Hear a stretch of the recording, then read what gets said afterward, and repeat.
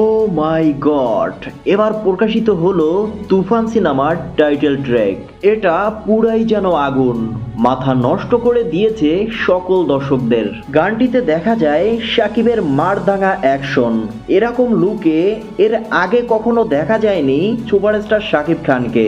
Title ট্র্যাকে শাকিবের এমন দুর্দান্ত অ্যাকশন দেখে নিশ্চিত বলা যায় ইতিহাস সৃষ্টি করবে তুফান।